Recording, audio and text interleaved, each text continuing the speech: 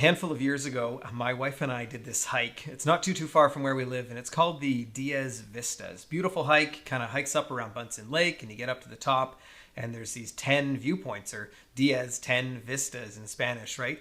That you kind of look out over Indian Arm. It's stunning. And she was pretty keen to go on this hike. I'm not really much of a hiker, but we, set out on this journey of this hike, and you start out around the lake, and it's all beautiful, and then you start slowly climbing up this mountain. And I remember going up this mountain and going, oh my gosh, am I going to make it? Am I going to be able to actually keep going on this hike? It was kind of this moment of like, I'm not sure if I have inside me what it takes to actually make it to the top, to see all the viewpoints, which we were excited about seeing. It was just a little bit more strenuous than we thought it would be when we started out in the parking lot on this beautiful day with this beautiful hike. What about you? Have you ever had that experience? Have you ever been out hiking and you're kind of going along and all of a sudden it's like, oh my gosh, this is maybe more challenging than I thought it might have been, or it's pushing me more towards the edge of my physical limits than I thought maybe it would. And you're at that point where it's like, man, am I actually able to make it to the top? And so often, I think I believe a lot of you would have been in this situation, but you did. You pushed through and you made it up to the top. You made it up to the viewpoint. Why? Why did you push through when you're kind of 3/4 of the way up the mountain going, nah, it doesn't feel good? Why didn't you just turn around and go back? We push through because we want to see the view. We want to get to the top. We want to see the vistas. That's the whole point. It kind of carries us through those moments of like, I don't know if I can do this, up to the point of like, well, I've got to do it. I'm up here now and I want to see the view. That's what I started out for. It's why I went on the journey. Over the last couple of weeks, we've talked about a couple of the pillars of the sowing principle from the book. And, we started out talking about, identifying what you sow. So identifying, your words, your thoughts, your skills, your gifts, your talents and abilities, these seeds that God's given us to be able to sow in towards his kingdom. And then last week we talked about, well, how do you sow? What does that look like? And it's talking about your habits and your rituals. And we talked a lot about showing up with intentionality, actually being present with your time and how important that is. And this week I want to delve in a little bit into, why do you sow? Why are we going to sow? And it's, there's Simon Sinek has his famous book, Start with Why. That, you got to know why you're on the journey, because the journey is going to get challenging and you got to know why you're going to go on it. And I think that why is some of the most exciting parts to discover as you're discovering God's call in your life.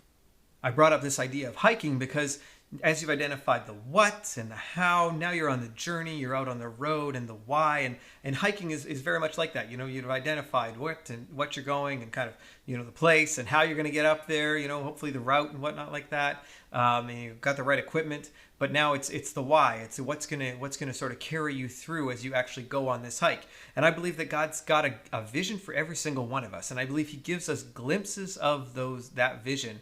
And that's our why. When God gives us a vision, that's what's going to carry us through. That's sort of how we take those resources, how we take the seeds that God's given us and move it towards the growth of his kingdom. He's got to be able to share that vision with you. So what do you do in those situations for those of you that are maybe sitting here going, well, yeah, that all sounds nice, but what if I don't know what God's call is in my life? What if I don't understand my purpose or God's vision for my life? What do you do then?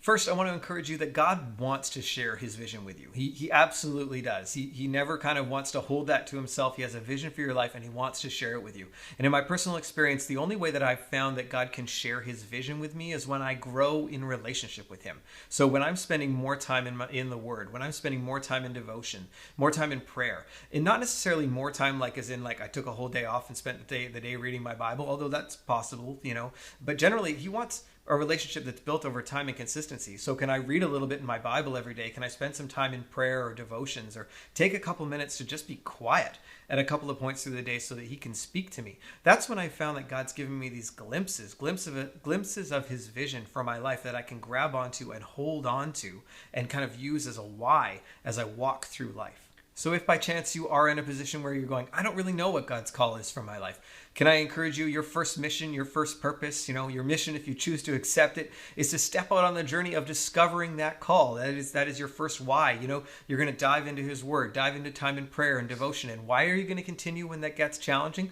Because God's calling you towards that. He has a vision. That vista is there. That view is there. I promise you it's there. But you're going to have to put in the work. You're going to have to put in the time and the effort to discover what it is that he's calling you to. Now, you might be able to look at someone else's vision and say, wow, that's incredible. I think that strikes a chord with me. Or maybe that's something that I'm interested in.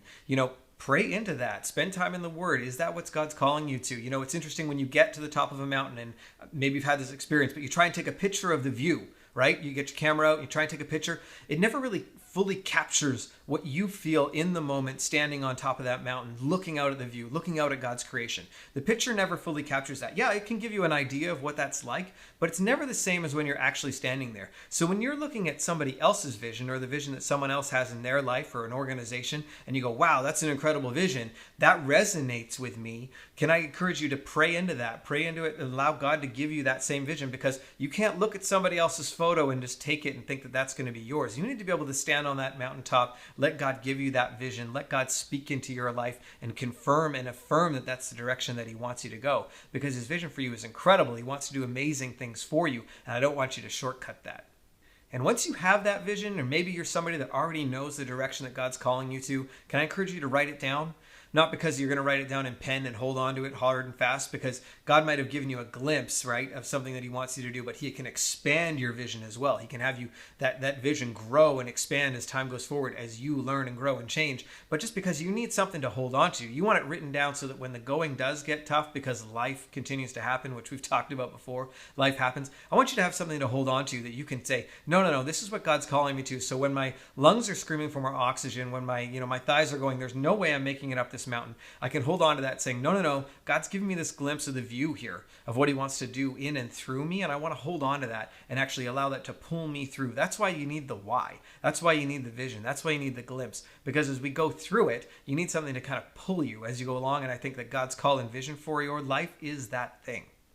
In Romans 12, Paul writes that if we are transformed by the renewing of our mind, then we will be able to test and approve what God's will is for our life. And I hold on to those words because, I need to be able to test and approve what God's will is for my life. And I found that the best way to do that, the best way to renew my mind, is to be in conversation with him, in his word, in devotions, in quiet time, in moments of peace where I'm able to listen to him.